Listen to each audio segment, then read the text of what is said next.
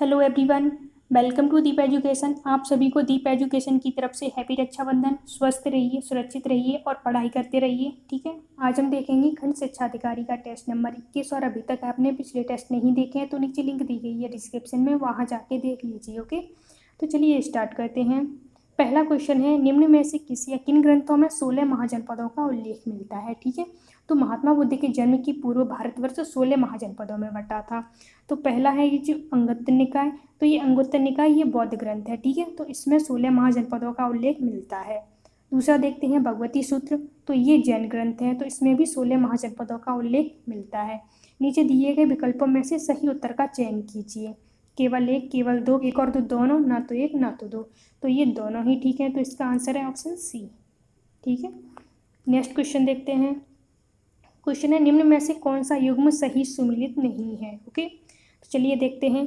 ये एक तरफ संयुक्त राष्ट्र संघ के 17 जो सतत विकास लक्ष्य हैं उनमें से जो ये दिए गए हैं। ठीक है, तो चलिए देखते हैं। लक्ष्य पहला, तो ये लक्ष्य जो पहला है वो विश्व में गरीबी कम करना, तो ये बिल्कुल ठीक है। लक्ष्य जो 6 है वो स्वच्छ जल की उपलब्धता, ये भी बिल्कुल ठीक है। लक्ष्य जो 8 है वो समावेशी और सतत आर्थिक विकास और रोजगार से संबंधित है, तो ये भी बिल्कुल ठीक है। जो लक्ष्य 4 है वो स्वास्थ्य सुरक्षा से संबंधित नहीं है। ओके, लक्ष्य जो 4 है ये समावेशी और न्याय संगत युक्त शिक्षा से है। ठीक है, तो इसका आंसर है ऑप्शन डी। और बात करें ये स्वास्थ्य सुरक्षा, तो ये स्वास्थ्य सुरक्षा संबंधित है लक्ष्य 3 से। ठीक है, ये सारे जो लक्ष्य हैं 17, तो ये याद कर लेना, बहुत ही इंपॉर्टेंट है। तो इसका answer option D. Next question देखते हैं। क्वेश्चन है, नीचे जैन धर्म के प्रवर्तक और उनके प्रतीक दिए गए हैं, निम्न में से कौन सा सुमेलित नहीं है। तो इसमें भी सुमेलित नहीं है, देखना है। ठीक है, तो एक तरफ ये जैन धर्म के प्रवर्तक हैं और दूसरी तरफ उनके प्रतीक हैं। ऋषभदेव सांड, तो ये बिल्कुल ठीक है, इनका जो प्रतीक वो सांड था। अजीतनाथ, तो इनका जो प्रतीक था हाथी। ओके, पार्श्वनाथ, इनका प्रतीक था सांप, बिल्कुल ठीक है। महावीर चीता, तो ये गलत है क्योंकि महावीर का जो प्रतीक था वो शेर था। ओके, न कि चीता, तो इसका आंसर है ऑप्शन डी। चलिए नेक्स्ट क्वेश्चन देखते हैं। क्वेश्चन है, आयात और निर्यात पर लगाए जाने वाले कर को किस नाम से जाना जाता है। ऑप्शन है आयकर, व्यापार कर, सीमा कर या प्रयुक्त में से कोई नहीं। तो ये कहते हैं सीमा कर, ऑप्शन सी। ठीक है, सामान्य अर्थ में सीमा कर वह कर है जो सीमा पार करने पर लगाया जाता है, चाहे वो सीमा के भीतर आने पर या सीमा के बाहर जाने पर। ठीक है, चलिए नेक्स्ट क्वेश्चन देखते हैं। क्वेश्चन है, फसल लॉगिंग विधि है। चलिए देखते हैं ये फसल लॉगिंग विधि क्या है। पहला है भूमि उर्वरता मूल्यांकन की। दूसरा है फसलोत्पादन के लिए पोषक तत्वों की आवश्यकता जानने के लिए पौधे विश्लेषण, या फसल के नुकसान को जानने की, या उर्वरकों की उपयोगिता परीक्षण की। तो ये जो फसल लॉगिंग विधि है, तो इसका आंसर है ऑप्शन बी, फसलोत्पादन के लिए पोषक तत्वों की आवश्यकता जानने के लिए पौध विश्लेषण। ठीक है, नेक्स्ट क्वेश्चन देखते हैं। क्वेश्चन है, हम हल्दी उसके पौधे के किस भाग से पाते हैं। ऑप्शन है तना, जड़, फल या फूल। तो हम हल्दी पाते हैं इसके तने से। ठीक है, ऑप्शन ए। कुछ जो भूमिगत तने होते हैं जो हमें जड़ों की भांति लगते हैं परंतु वो तने होते हैं। तो ये तने जो होते हैं वो 4 प्रकार के होते हैं। कंद, जिसके अंतर्गत आलू आता है। ठीक है, ये आलू भी तना है न कि जड़। और प्रकंद होता है, तो प्रकंद के अंतर्गत आते हैं अदरक और हल्दी हो गई। और घनाकंद होता है, उसमें घुइया और जमीकंद। और जो चौथा होता है सल्ककंद, तो उसमें प्याज और लहसुन आता है। ठीक है, चलिए नेक्स्ट क्वेश्चन देखते हैं। क्वेश्चन है, निम्नलिखित भारतीय नदियों में से कौन एस्चुरी बनाती है। ऑप्शन है गोदावरी, कावेरी, ताप्ती या महानदी। तो ये एस्चुरी बनाती है ताप्ती नदी। ठीक है, भारतीय नदियाँ जो अरब सागर में गिरती हैं वो एस्चुरी का निर्माण करती हैं, जैसे ये ताप्ती हो गई और नर्मदा हो गई और माही। ओके, और जो बंगाल की खाड़ी में गिरती हैं वो ज़्यादातर डेल्टा का निर्माण करती हैं। और इस जो ताप्ती है इससे तापी भी बोलते हैं, आप कंफ्यूज मत होना। और बात करें इस तापी की, तो ये मध्य प्रदेश के बैतूल डिस्ट्रिक्ट के मुल्ताई से निकलती है। ठीक है, और सूरत जो गुजरात में स्थित है इसी के किनारे स्थित है। ठीक है, तो इसका आंसर है ऑप्शन सी। चलिए नेक्स्ट क्वेश्चन देखते हैं। क्वेश्चन है, निम्नलिखित नदियों में से किन के स्रोत बिंदु लगभग एक ही है। पहला है ब्रह्मपुत्र और गंगा, ताप्ती और ब्यास, ब्रह्मपुत्र और सिंधु, चौथा है सिंधु और गंगा। तो ये स्रोत लगभग एक ही स्थान पर हैं, ब्रह्मपुत्र और सिंधु के। ओके, और ये हिमालय के मानसरोवर से निकलती हैं दोनों नदियाँ। ठीक है, ब्रह्मपुत्र तिब्बत असम से होकर बांग्लादेश में गंगा से मिलने के बाद बंगाल की खाड़ी में गिर जाती है, जबकि ये जो सिंधु है ये अरब सागर में गिरती है, ठीक है। चलिए नेक्स्ट क्वेश्चन देखते हैं। क्वेश्चन है, अंतर्राष्ट्रीय संधियों को और भारत के किसी भाग अथवा संपूर्ण भारत में लागू करने के लिए संसद कोई भी कानून बना सकती है। ऑप्शन है सभी राज्यों की सहमति से, दूसरा है बहुसंख्यक राज्यों की सहमति से, संबंधित राज्यों की सहमति से, या बिना किसी राज्य की सहमति से। तो इसका आंसर है ऑप्शन डी, बिना किसी राज्य की सहमति से, ठीक है। अनुच्छेद 253 के अनुसार संसद को किसी अन्य देश या देशों के साथ की गई जो संधि होती है, करार या अंतर्राष्ट्रीय सम्मेलन, तो इसमें किसी भी राज्य को पूछने की जरूरत नहीं होती, ठीक है। इसका आंसर है ऑप्शन डी। चलिए नेक्स्ट क्वेश्चन देखते हैं।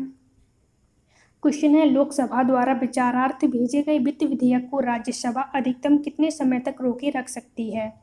1 माह, 1 वर्ष, 7 दिन या 14 दिन। तो इसका आंसर है ऑप्शन डी, 14 दिन, ठीक है। नेक्स्ट क्वेश्चन देखते हैं। क्वेश्चन है, निम्नलिखित में से कौन सा एक प्रस्ताव भारत में मंत्रिपरिषद रख सकती है?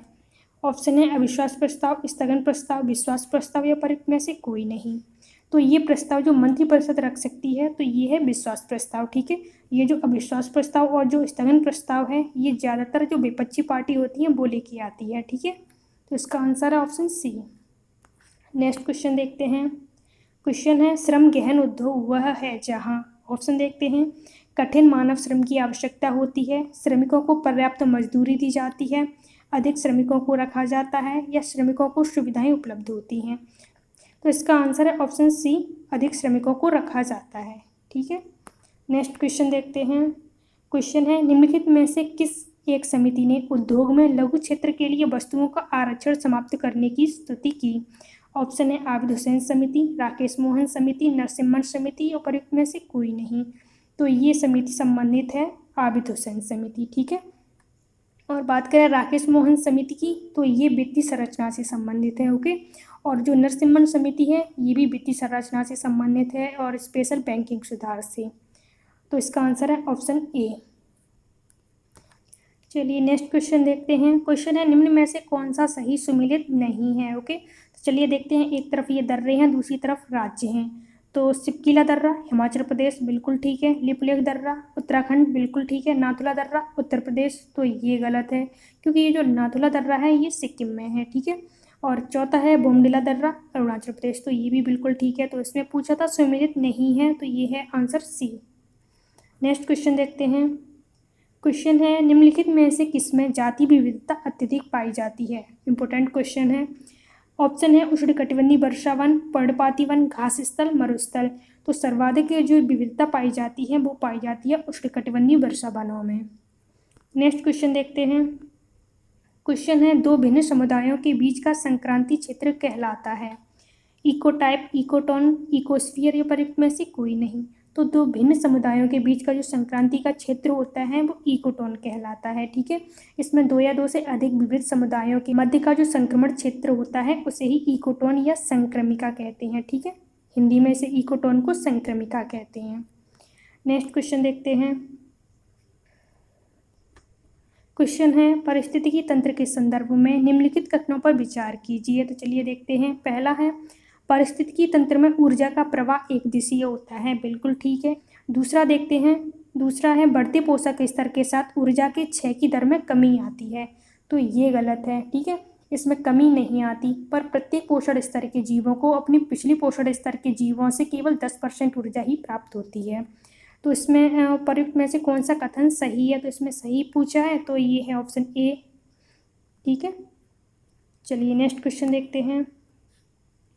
क्वेश्चन है, निम्न में से कौन सही सुमेलित नहीं है, ओके। चलिए देखते हैं। तो ये एक तरफ ये सभ्यताएं हैं, दूसरी तरफ ये नदियाँ और उनके किनारे हैं।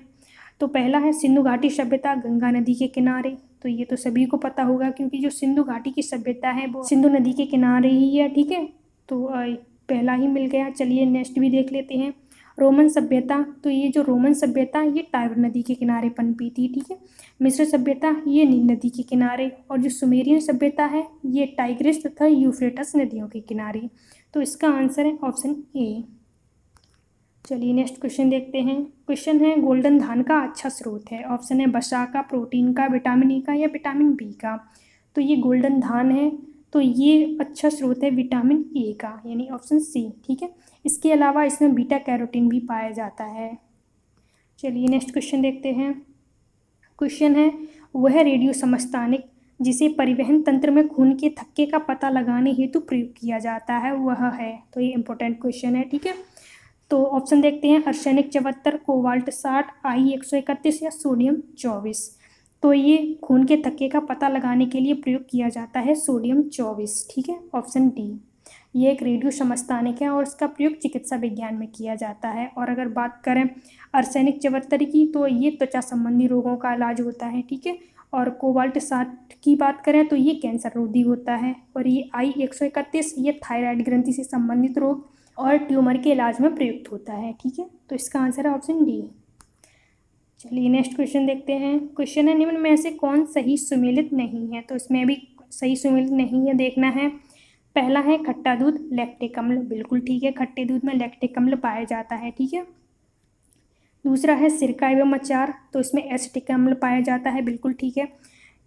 तीसरा है सोडा वाटर, कार्बोनिक अम्ल, ये भी बिल्कुल ठीक है। सेब, एसिटिक अम्ल, तो ये गलत है क्योंकि सेब में मोलिक अम्ल होता है, ठीक है। इसका आंसर है ऑप्शन डी। तो ये इंपॉर्टेंट क्वेश्चन है, आप सभी अच्छे से याद रख लेना। क्वेश्चन है, कोयला खानों में विस्फोटक के लिए यह समझा जाता है कि इसके लिए मुख्य उत्तरदायी गैस है। ऑप्शन है एसिटिलीन, कार्बन मोनोऑक्साइड, हाइड्रोजन या मीथेन। तो कोयला खानों में ये पाई जाती है मीथेन गैस, ठीक है, ऑप्शन डी। इसे मार्स गैस भी कहते हैं क्योंकि ये दलदल और खानों में पाई जाती है और ये जहरीली भी गैस होती है। नेक्स्ट क्वेश्चन है, निम्न में से कौन बायोडीजल पौधा है। ऑप्शन है जावा घास, रतनजोत, गुग्गल या उपरोक्त में से कोई नहीं। तो बायोडीजल ये पौधा है, ऑप्शन बी रतनजोत, ठीक है। चलिए नेक्स्ट क्वेश्चन देखते हैं। क्वेश्चन है, वायुमंडल में कार्बन डाइऑक्साइड का प्रतिशत बढ़ जाने पर निम्न में से क्या घटित नहीं होगा। पहला है पृथ्वी गर्म हो जाएगी, बिल्कुल ठीक है, क्योंकि कार्बन डाइऑक्साइड पर्यावरण असंतुलन का कारण भी है, यह ग्रीन हाउस गैस होती है। वायुमंडल में इसकी वृद्धि अगर हो जाती है तो ये पृथ्वी के वातावरण को गर्म करती है, ठीक है, जिससे ध्रुवों पर बर्फ पिघलती है और समुद्र तट ऊपर उठ जाएगा। तो चलिए ऑप्शन नेक्स्ट देखते हैं। ध्रुवों पर बर्फ पिघल जाएगी, बिल्कुल ठीक है, अभी बताया था। समुद्र तट घट जाएगा, तो ये गलत है क्योंकि समुद्र तट घटेगा नहीं बल्कि बढ़ेगा, क्योंकि जब बर्फ पिघलेगी तो ये समुद्र तट घटेगा नहीं बढ़ेगा, ओके, ठीक है। तो इसका आंसर है ऑप्शन सी। चलिए नेक्स्ट क्वेश्चन देखते हैं। क्वेश्चन है, सिंधु घाटी सभ्यता की विकसित अवस्था में निम्नलिखित में से किस स्थल से घरों में कुएं के अवशेष मिले हैं। ऑप्शन है हड़प्पा, कालीबंगा, लोथल या मोहनजोदड़ो। तो ये जो मोहनजोदड़ो है तो इसमें घरों में कुएं के अवशेष मिले हैं, ठीक है। बात करें मोहनजोदड़ो की, तो इसकी जो खोज की थी वो रखालदास बनर्जी ने 1922 में की थी। और मोहनजोदड़ो का अर्थ है मृतकों का टीला। इसके अलावा इसमें बृहद स्नानागार भी मिला है और अन्नागार भी मिला है, ठीक है। और अब बात करें कालीबंगा की, तो ये कालीबंगा जो है वो राजस्थान में स्थित है और इसकी खोज 1953 में एक घोष ने की थी। और इस कालीबंगा का अर्थ है काली चूड़ियाँ, ओके। नेक्स्ट हड़प्पा, हड़प्पा की खोज की थी दयाराम साहनी ने और ये की थी 1921 में। बात लोथल की करें तो ये लोथल गुजरात के अहमदाबाद जिले में स्थित है, भोगवा नदी के किनारे स्थित है और इसकी जो खोज की थी वो DSR राव ने की थी, ठीक है। तो इसका आंसर है जो घरों में कुएं के अवशेष मिले थे वो मिले थे मोहनजोदड़ो में। नेक्स्ट क्वेश्चन देखते हैं। इंपोर्टेंट क्वेश्चन है, वह दक्षिण भारतीय राज्य जो अपनी नौसैनिक शक्ति के लिए प्रसिद्ध था। ऑप्शन है चालुक्य, चोल, होयसल या पांड्य। तो इसका आंसर है ऑप्शन बी, जो चोल थे वो अपनी नौसैनिक शक्ति के लिए प्रसिद्ध थे। चलिए नेक्स्ट क्वेश्चन देखते हैं। क्वेश्चन है, औरंगजेब ने दक्षिण में जिन दो राज्यों को विजित किया वे थे। ऑप्शन है अहमदनगर और बीजापुर, बीदर और बीजापुर, बीजापुर एवं गोलकुंडा या गोलकुंडा एवं अहमदनगर। तो औरंगजेब ने दक्षिण में जिन दो राज्यों को विजित किया था तो वो थे बीजापुर और गोलकुंडा, ठीक है। उस समय जो बीजापुर का जो शासक था वो आदिल शाह द्वितीय था, तो उसे पराजित करके ये जीता था। और जो गोलकुंडा का जो शासक था वो था अबुल हसन, ठीक है। चलिए नेक्स्ट क्वेश्चन देखते हैं। क्वेश्चन है, वह युग्म सही सुमेलित नहीं है को इंगित कीजिए। तो देखते हैं कौन सा युग्म सुमेलित नहीं है। तो एक तरफ ये संस्थापक हैं और दूसरी तरफ ये क्षेत्र हैं, ओके। बाज बहादुर, मालवा, बिल्कुल ठीक है। दूसरा है कुतुब शाह, गोलकुंडा, बिल्कुल ठीक है, गोलकुंडा की स्थापना की, ठीक है। सुल्तान मुजफ्फर शाह, गुजरात, तो ये भी ठीक है। लास्ट है यूसुफ आदिल शाह, अहमदनगर, तो ये गलत है, ओके, क्योंकि यूसुफ आदिल शाह ने बीजापुर के स्वतंत्र राज्य के रूप में स्थापना की थी और ये की थी 1489 में, ठीक है। और अगर बात करें अहमदनगर की, तो इसकी स्थापना की थी मलिक अहमद ने, वो की थी 1490 में। चलिए नेक्स्ट क्वेश्चन देखते हैं। क्वेश्चन है त्रिरत्न सिद्धांत, सम्यक धारणा, सम्यक चरित्र और सम्यक ज्ञान। जिस धर्म की महिमा है वह है बौद्ध धर्म, ईसाई धर्म, जैन धर्म या ऊपर में से कोई नहीं। तो ये जो त्रिरत्न सिद्धांत हैं, सम्यक धारणा, सम्यक चरित्र, सम्यक ज्ञान, तो ये संबंधित हैं जैन धर्म से। ठीक है, वैसे बौद्ध धर्म के भी त्रिरत्न हैं, बुद्ध, धम्म और संघ, सुने होंगे आपने। ठीक है, चलिए नेक्स्ट क्वेश्चन देखते हैं और ये हमारा लास्ट क्वेश्चन है। क्वेश्चन है हंटर कमीशन की रिपोर्ट में किसके विकास पर विशेष जोर दिया गया था। ऑप्शन है बालिकाओं की शिक्षा पर, उच्च शिक्षा पर, प्राथमिक शिक्षा पर या तकनीकी शिक्षा पर। तो ये जोर दिया गया था ऑप्शन सी, प्राथमिक शिक्षा पर। ठीक है, तो चलिए आज इतना ही रखते हैं। Thanks for watching the video. Please like and share and subscribe my channel. Thank you.